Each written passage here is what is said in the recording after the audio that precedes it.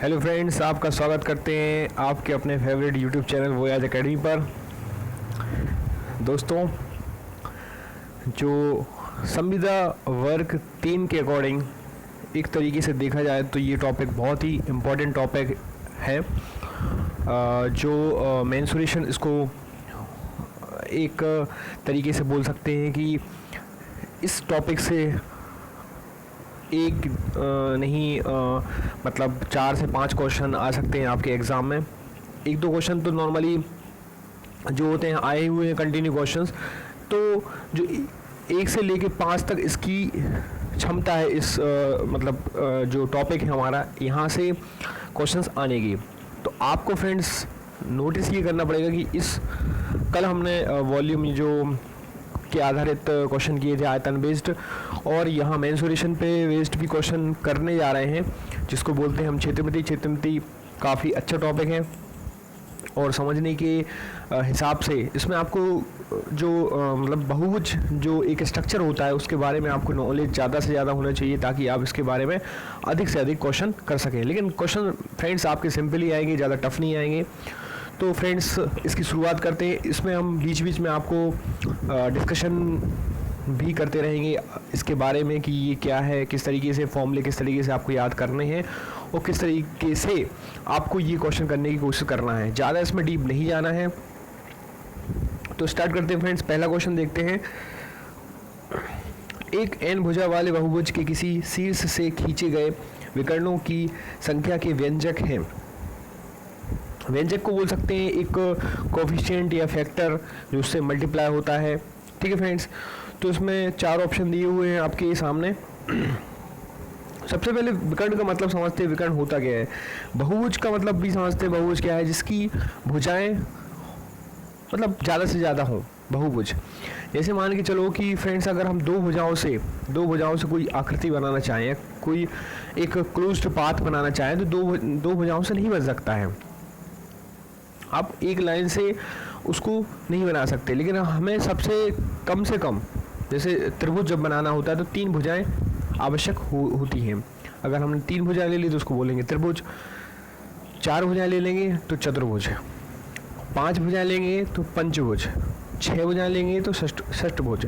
तो इस तरीके से आपकी भुजाएं चलती रहेंगी। तो इसको इन्होंने बोल दिया एक नाम बहुभुज। आप इसमें कंफ्यूज मत होइए, कई लोग ऐसे हो सकते हैं कि इस बहुभुज में कंफ्यूज हो जाते हैं कि बहुभुज है क्या। बहुभुज कुछ नहीं, भुजाओं का एक रूप है, ठीक है, जिसकी ज़्यादा भुजाएं हैं। बहुभुज का लेकिन कोई रूप नहीं है कि इसकी एक भुजा है कि 2 भुजाएं। लेकिन मिनिमम जैसे आपको कोई भी आकृति बनाना है त्रिभुज से सबसे छोटा, मतलब मिनिमम अगर आपको त्रिभुज बनाना है तो 3 आकृति की 3 लाइनों की ज़रूरत, भुजाओं की ज़रूरत होगी।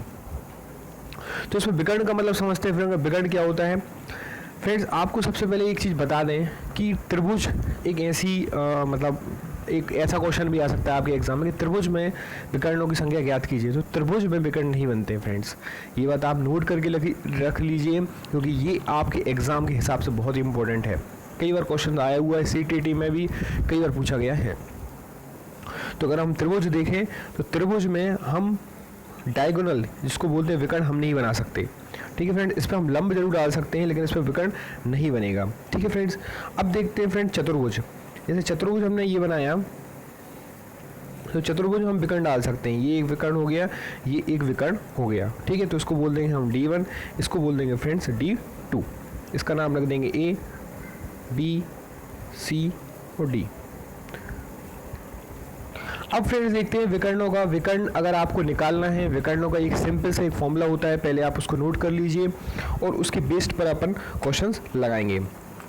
तो अगर कोई भी आपका बहुभुज आ जाता है तो सबसे पहले लिखेंगे विकर्ण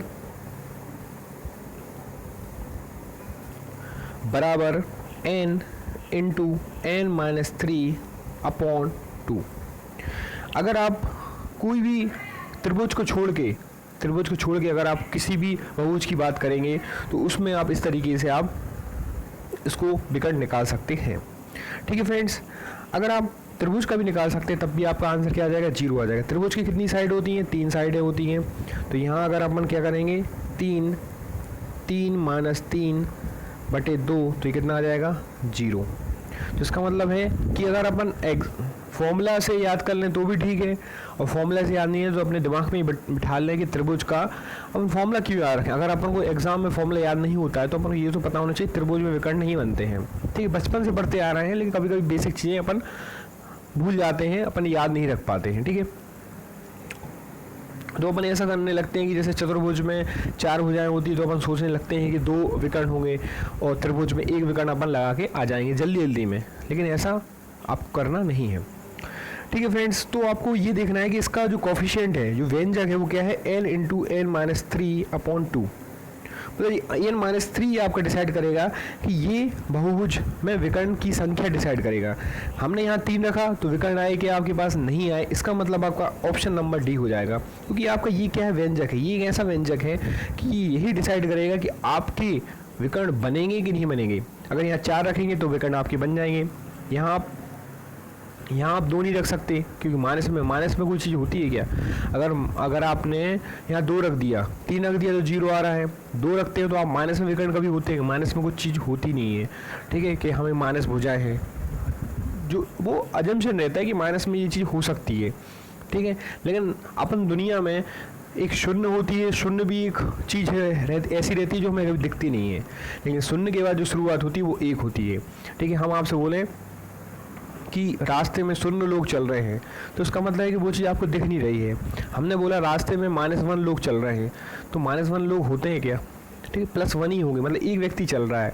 ठीक है, नेक्स्ट क्वेश्चन देखते हैं फ्रेंड्स। किसी चतुर्भुज के विकर्ण एक दूसरे को समकोण पर समद्विभाजित करते हैं तो वह है समचतुर्भुज है, समलंब चतुर्भुज है, आयत है, पतंग है। अब सबसे पहले फ्रेंड्स इस क्वेश्चन में हम ये देखेंगे कि सबसे पहले हमें कन्फ्यूज़न, एक पतंग कुछ इस तरीके से बनती है।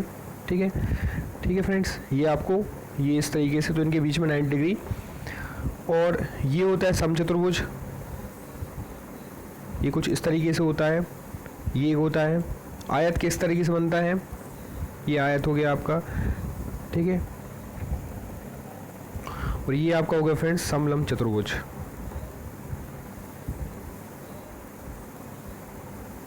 ठीक है, इस तरीके से आपके हैं, लेकिन आपको एक ही चीज़ याद रखनी है कि जो समचतुर्भुज है, जो समचतुर्भुज है, उसके जो डायगोनल हैं वो एक दूसरे को कितने में काटते हैं, 90 डिग्री पे काटते हैं हर जगह से। यहाँ से नाप लो, यहाँ से नाप लो, यहाँ से। लेकिन आयत में थोड़ा सा कन्फ्यूजन हो सकता है। आयत में क्या होता है, जैसे आपने विकर्ण डाले हैं तो इनके बीच में 90 डिग्री बनता है, यहाँ इनके मतलब जो साइड है लास्ट में यहाँ 90 डिग्री बनता है। लेकिन ये क्या कह रहा है, एक दूसरे को द्विभाजित, मतलब काटे, जहाँ काटे वहाँ उसको क्या बने, 90 डिग्री बने। तो 90 डिग्री किस में बनता है, आपको फ्रेंड्स एक ये क्वेश्चन भी नोट करना है कि 90 डिग्री किसके बीच बनता है, इसके बीच में तो नहीं बनता। ये आयत है, ये क्या है आपका समचतुर्भुज है, जिसकी भुजाएं क्या हो, आपकी चारों की चारों भुजाएं क्या हो, समान हो। ठीक है, और एक वर्ग जो बोल सकते हैं कि वर्ग के बीच में भी 90 डिग्री का बनता है। ठीक है फ्रेंड्स, लेकिन वर्ग यहाँ ऑप्शन में नहीं होगा, एक कोई ऑप्शन में होगा, तो आपको आंसर क्या लगाना पड़ेगा फ्रेंड्स, समचतुर्भुज। नेक्स्ट क्वेश्चन देखते हैं फ्रेंड्स, थर्ड क्वेश्चन। किसी वर्ग का परिमाप 20 सेंटीमीटर है, एक आयत की किसी वर्ग का परिमाप 20 सेंटीमीटर है, एक आयत की चौड़ाई इस वर्ग की चौड़ाई के बराबर है, लंबाई इसकी चौड़ाई की दुगनी है, आयत का क्षेत्रफल वर्ग सेंटीमीटर में है। अब वर्ग कैसे देखते हैं फ्रेंड्स, ये वर्ग आपका हो गया, वर्ग का मतलब सभी भुजाएं क्या है, समान है। ठीक है, वर्ग का परिमाप होता है 4a, 4a बराबर होता है 20, a बराबर कितना हो जाएगा 5, मतलब आपकी भुजा कितनी आ गई, भुजा बराबर आ गई 5 सेंटीमीटर। ठीक है, तो आपकी भुजा आ गई 5 सेंटीमीटर, मतलब ए का मान आपका एक साइड आप लिख लेंगे 5 सेंटीमीटर। ठीक है फ्रेंड्स, अब एक आयत की लंबाई, एक आयत की लंबाई, एक आयत की चौड़ाई इस वर्ग की चौड़ाई के बराबर है। मतलब जो आयत की चौड़ाई है, ये आयत हो गया आपका एल बी, इसकी जो चौड़ाई है वो इसकी क्या है, बराबर है, तो ये तो आपकी हो गई 5, और लंबाई इसकी चौड़ाई की दुगनी है। मतलब अब वर्ग में लंबाई चौड़ाई सब बराबर है, तो ये क्या हो जाएगी, दुगनी, मतलब दुगनी क्या है, ये 10 हो जाएगी। तो वर्ग आयत की क्या हो गई, लंबाई 10 हो गई और चौड़ाई कितनी हो गई, 5 हो गई। आयत का क्षेत्रफल निकालना है, तो आयत का क्षेत्रफल क्या होता है, एल इंटू बी। तो 10 का इंटू किस में कर देंगे, 5 में कर देंगे। ये थोड़ा सा इबारती बेस्ड क्वेश्चन है, तो इसका जब जैसे ही करेंगे तो इसका आंसर आ जाएगा 50। तो आपका राइट आंसर हो जाएगा फ्रेंड्स 50। ठीक है फ्रेंड्स, इस तरीके से आपको थोड़ा सा बेसिक नॉलेज लगा के, बेसिक कंसेप्ट लगा के आपको इस क्वेश्चन को सॉल्व करना है। नेक्स्ट क्वेश्चन देखते हैं फ्रेंड्स। समान मापों के 6 वर्गों का क्षेत्रफल 294 सेंटीमीटर वर्ग है, एक वर्ग का परिमाप होगा। समान मापों मतलब इसकी भुजाएं क्या हों, समान। वर्ग का मतलब समान माप है। इसका क्षेत्रफल कितना है, 6 वर्ग हैं तो 294। अब 6 वर्ग हैं तो 6 वर्गों का क्षेत्रफल बोला है, 6 वर्गों का क्षेत्रफल ये है। तो फ्रेंड्स इसको जमाना अपन सीखे, 6 वर्गों का क्षेत्रफल कितना है, 294 है। तो ये ए स्क्वायर हो जाएगा, यहाँ हो जाएगा 294 बटे कितना हो जाएगा 6, तो यहाँ ए स्क्वायर करेंगे तो ए स्क्वायर कितना आ जाएगा फ्रेंड्स, 294 को हम क्या करेंगे, भाग करेंगे तो ये कितना आ जाएगा 49। ए का मान यहाँ कितना आ जाएगा 7। ये तो आपका आ गया 7।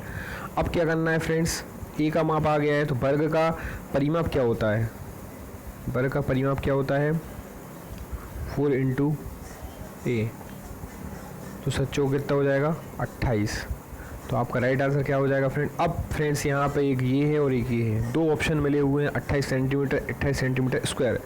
तो फ्रेंड्स आपको परिमाप जब भी बोला जाए तो आपको परिमाप हमेशा सेंटीमीटर में होता है, क्षेत्रफल हमेशा सेंटीमीटर वर्ग में होता है और घन आपका होता है सेंटीमीटर क्यूब में। तो आपका राइट आंसर क्या हो जाएगा फ्रेंड्स, आपका राइट आंसर फ्रेंड्स हो जाएगा 28 सेंटीमीटर। ठीक है फ्रेंड्स, ये चीज़ें आप छोटी छोटी आप याद रखिए, क्योंकि आप यहाँ तक तो पहुँच गए, आपने अगर बेसिक कंसेप्ट लगा के यहाँ तक तो पहुँच गए, लेकिन पता चला यहीं पे आप फिर कंफ्यूज हो गए कि यार इसका आंसर 28 सेंटीमीटर होगा कि 28 सेंटीमीटर वर्ग होगा। तो आप नोट कर लीजिए, अगर किसी की लंबाई नापते हैं तो सेंटीमीटर ही होगी, क्षेत्रफल नापते हैं तो सेंटीमीटर वर्ग होगी, और आयतन या जिसको वॉल्यूम बोलते हैं वो कितने हुए सेंटीमीटर क्यूब हो जाएगी आपकी। नेक्स्ट क्वेश्चन देखते हैं फ्रेंड्स। एक आयताकार शीट का क्षेत्रफल 480 वर्ग सेंटीमीटर है, यदि इसकी चौड़ाई 12 सेंटीमीटर तो शीट का परिमाप क्या होगा। आयताकार शीट का क्षेत्रफल दिया हुआ है, मतलब L इंटू बी बराबर कितना दिया हुआ है 480 वर्ग सेंटीमीटर दिया हुआ है। चौड़ाई कितनी है आपके पास 12, लंबाई आपको निकालना है 480, जो कि त्यों आप लिख देंगे। अब L बराबर कितना हो जाएगा 480 बटे कितना हो जाएगा फ्रेंड्स आपका 12, तो L कितना आ जाएगा, यहाँ से L आ जाएगा आपका, L आपका आ जाएगा 40, ये आपका आ गया L।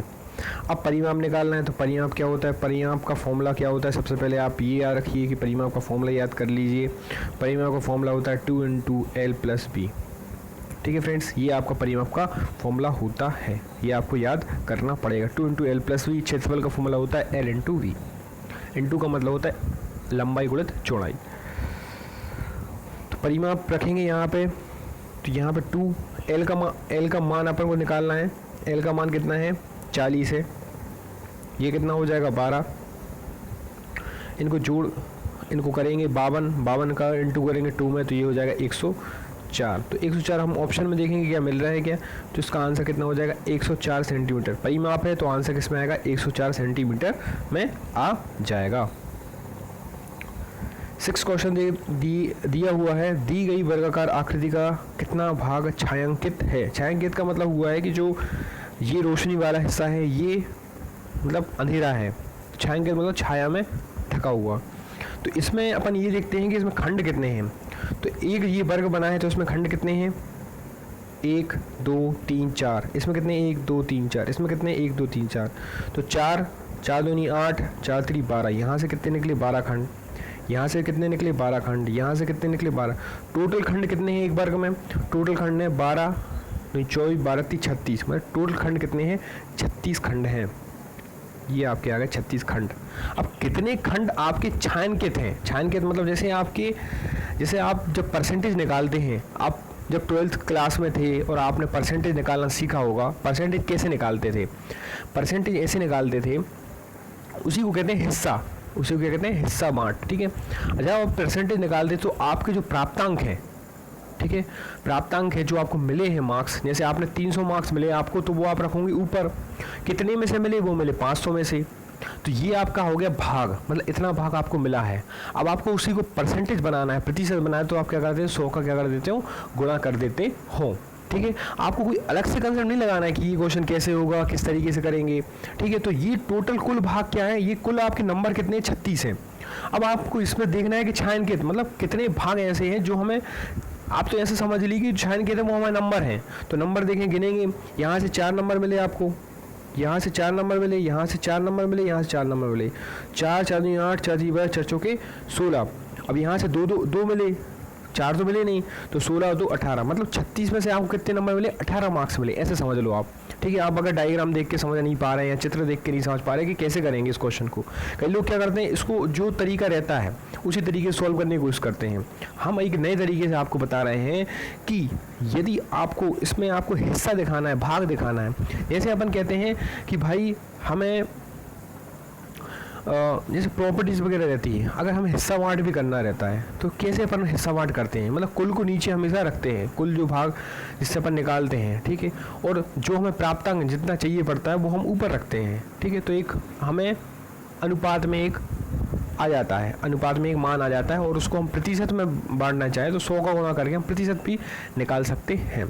ठीक है फ्रेंड्स, तो आपको इसमें रटने की जरूरत नहीं है कि इस क्वेश्चन को इस तरीके से करेंगे। तो आपको क्या करना है, भाग निकालना है, मतलब कुल में से कितना भाग छाया में है। ठीक है फ्रेंड्स, तो कुल कितना है 36।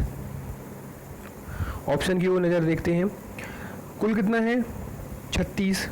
अब हमने जब छाया किया तो छाया मतलब 18 थी, 18 कम 18, 18 दूनी 36, मतलब 1/2 इसका क्या हो जाएगा आंसर, मतलब इतना भाग क्या है छायांकित है।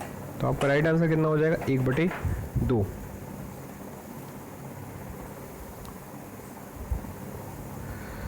नेक्स्ट क्वेश्चन देखते हैं, 8.2 सेंटीमीटर लंबी प्रत्येक भुजा वाले वर्ग की परिसीमा क्या है। 8.2 सेंटीमीटर लंबी प्रत्येक भुजा वाले वर्ग की परिसीमा क्या है, मतलब एक जो वर्ग है उसकी जो भुजा है वो है 8.2 सेंटीमीटर है। कितनी है 8.2 सेंटीमीटर है। भुजा वाले वर्ग की परिसीमा मतलब परिमाप निकालना है। ठीक है, तो परिमाप कैसे निकालेंगे, 4 × 8.2, इसका क्या कर देंगे, नहीं है समझ में, कोई दिक्कत नहीं, फिर समझते हैं। ये है भुजा, भुजा कितनी है 8.2 सेंटीमीटर। अब हमें निकालना है परिमाप, क्या निकालना है परिमाप। परिमाप क्या होता है 4 × a, 4 × a। 4 × a का मतलब क्या होता है कि ये पूरे कितने सेंटीमीटर का ये पूरा है। 4 × a निकालना है तो 4 की जगह पे क्या रख दो, a की जगह पे क्या रख दो 4 × 8.2, तो ये कितना हो जाएगा, जब 4 का गुणा 8.2 में करेंगे तो आपका आंसर आ जाएगा 32.8। तो ये आपकी हो गई परिसीमा, ये आपका हो गया परिमाप, ये आपका हो गया पेरीमीटर। तो राइट आंसर आपका हो जाएगा सी। ठीक है फ्रेंड्स, इस तरीके से आप कोई भाषा मतलब कंफ्यूज कर सकते हैं, लेकिन आपको कंफ्यूज नहीं होना है। नेक्स्ट क्वेश्चन देखते हैं, समसठ भुज में विकर्णों की संख्या। इसमें आपको विकर्ण का फॉर्मूला क्या लगाना है, विकर्ण बराबर n × n-3 अपॉन कितना हो जाएगा 2 हो जाएगा। ठीक है फ्रेंड्स, तो जब इसमें आप फॉर्मूला लगाएंगे तो n का मान रखेंगे। समषटभुज का मतलब क्या होता है, समषटभुज का मतलब होता है 6, जिसकी भुजाएं क्या हों 6 हों। तो 6 - 3 अपॉन कितना आ जाएगा 2। ठीक है, समषटभुज का मतलब होता है 6 भुजाएं, जिसकी भुजाएं 6 हों। तो 6 में से 3 घटाएंगे तो 6 में से 3 घटाएंगे तो कितना हो जाएगा 3 हो जाएगा। 2 से इसका भाग करेंगे तो कितना हो जाएगा 2 3 6, तो ये आपका आंसर आ जाएगा यहाँ पर 9। ठीक है फ्रेंड्स, अब आप ऑप्शन में देखेंगे कि विकर्ण कितने हो गए। समषटभुज में विकर्णों की संख्या कितनी हो जाएगी फ्रेंड्स, आपकी 9 हो जाएगी। इस तरीके से आपको विकर्ण की वेस्ट पर क्वेश्चन करना है। नेक्स्ट क्वेश्चन देखते हैं, 6 भुजा वाले किसी बहुभुज के सभी आंतरिक कोणों का योग कितने समकोण के बराबर होता है। 6 भुजा वाले मतलब समषटभुज की बात ही कर रहे हैं, सभी आंतरिक कोणों का योग। अब आंतरिक कोणों का योग जो होता है, जैसे कोई भी आपका ये है,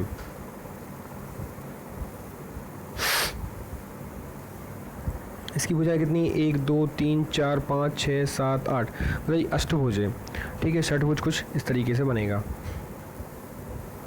ये आपका है वो षटभुज। अब इसके आंतरिक कोणों का योग ये कहलाता है अंदर के कोणों का योग। ये जो आपके कोण कहलाएंगे ये कहलाएंगे आपके आंतरिक कोण, ठीक है। जो आंतरिक कोणों का योग कहलाता है वो आपको निकालना पड़ता है, तो उसका भी एक छोटा सा फॉर्मूला है, आप उसको नोट कर लीजिए। सभी मतलब सभी की जगह आप लिख लीजिए कुल